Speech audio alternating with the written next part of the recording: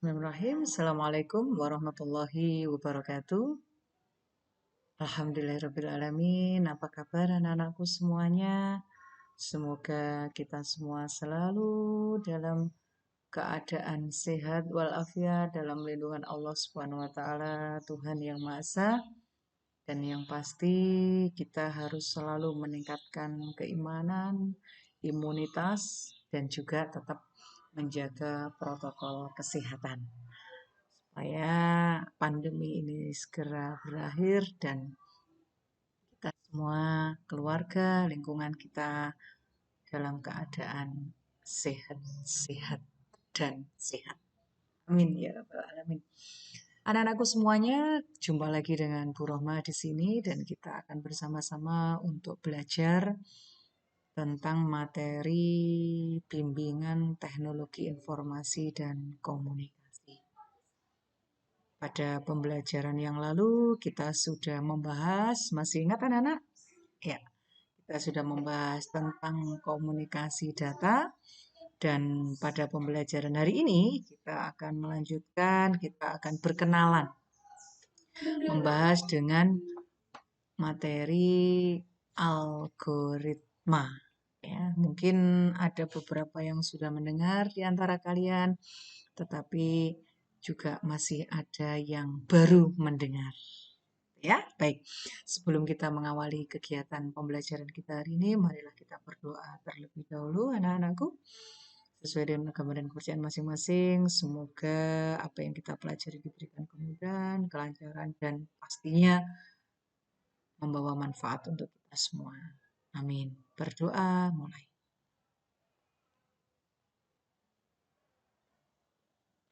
Berdoa selesai dan berikutnya jangan lupa kalian mengisi kehadiran di form absensi ya nak ya yang sudah Ibu bagikan di dalam Google Classroom.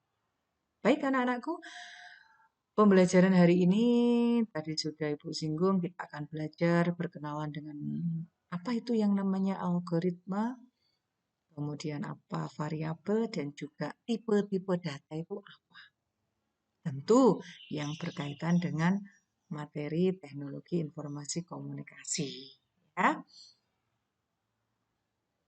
Dan tujuan pembelajaran kita hari ini yang jelas yang pertama adalah kalian nanti bisa mengetahui dan memahami apa algoritma itu, pengertian algoritma. Algoritma itu untuk apa?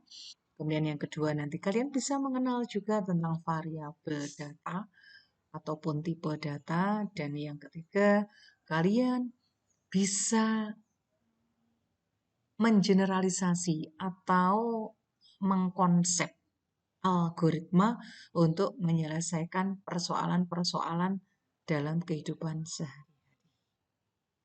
Itu tujuan pembelajaran kita pada kali ini. Dan untuk selanjutnya anak-anak, Ibu akan menayangkan presentasi tentang pemahaman, pengertian, dan kegunaan dari algoritma. Bisa kalian simak di sini. Dan bagi yang nanti punya laptop atau punya komputer di rumah, boleh dipraktekkan secara mandiri. Ya, baik. Anak-anak, kita mulai. Yang pertama adalah kita akan belajar tentang algoritma. Jadi kalian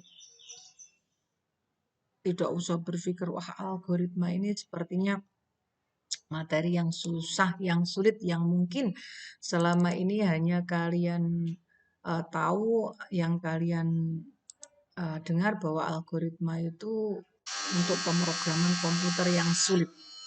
Jadi tidak begitu anak-anakku, tetapi algoritma itu yang mendasari bagaimana kita itu menyelesaikan persoalan-persoalan, mencari solusi-solusi dari permasalahan yang selama ini perlu kita pecahkan.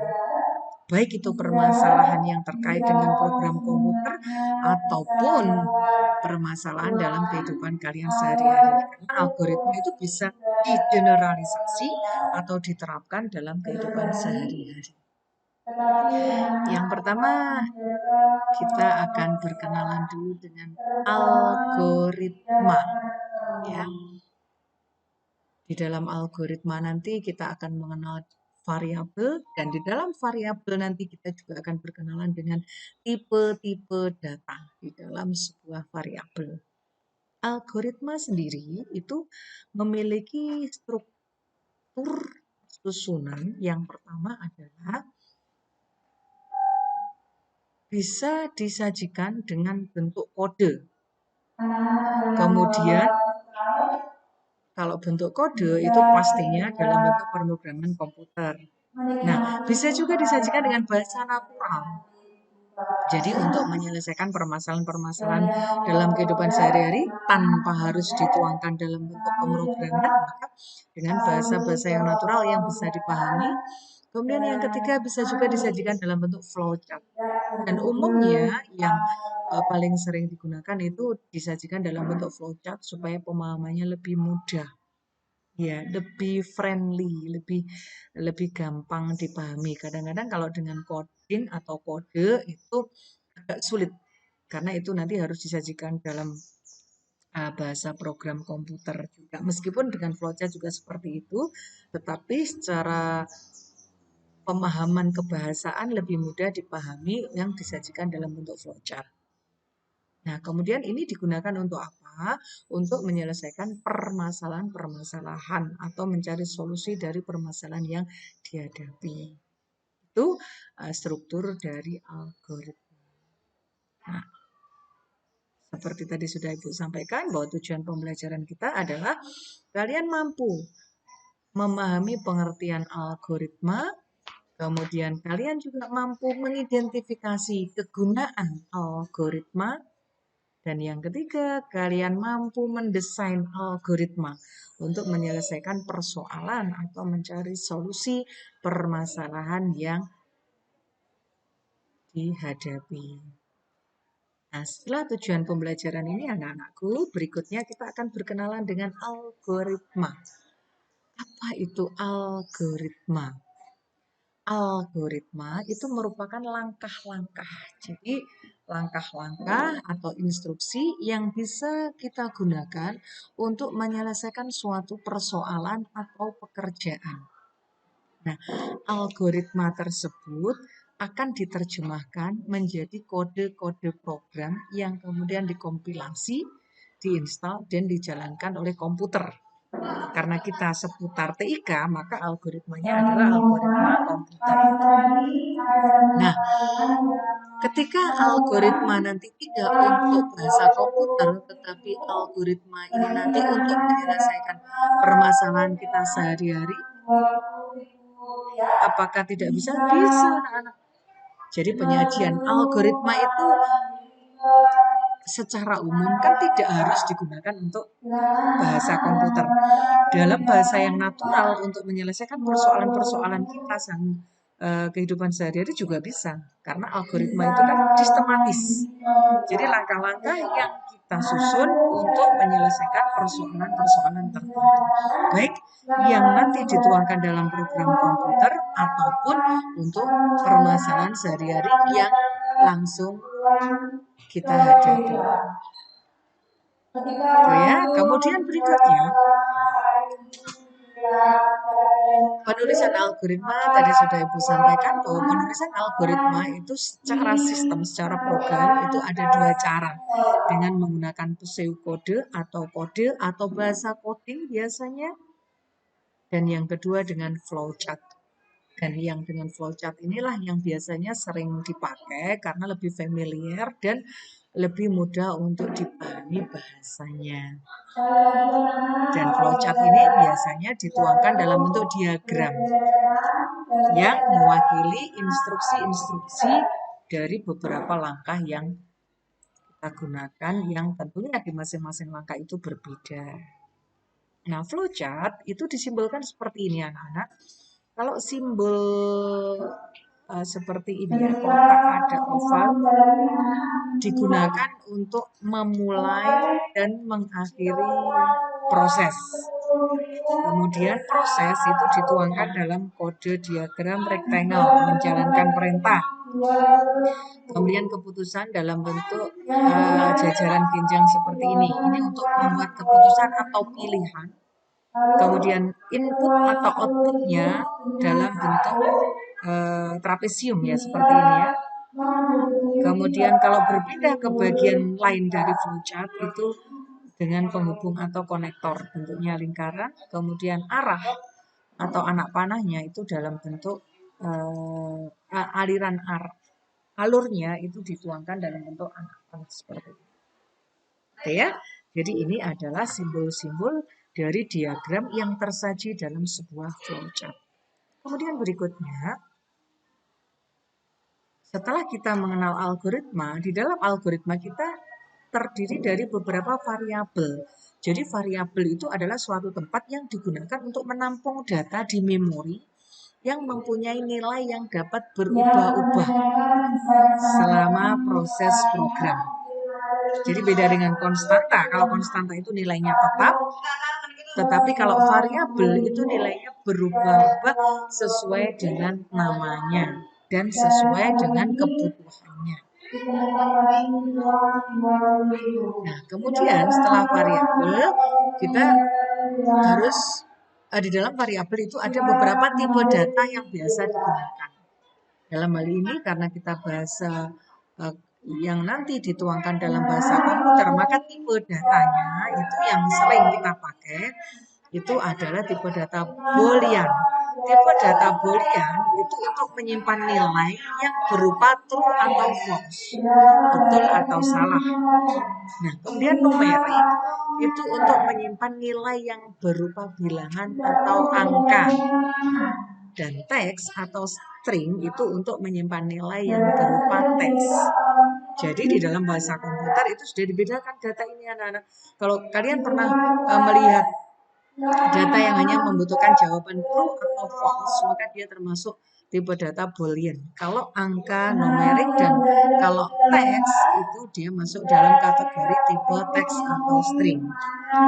Tuh. Ya.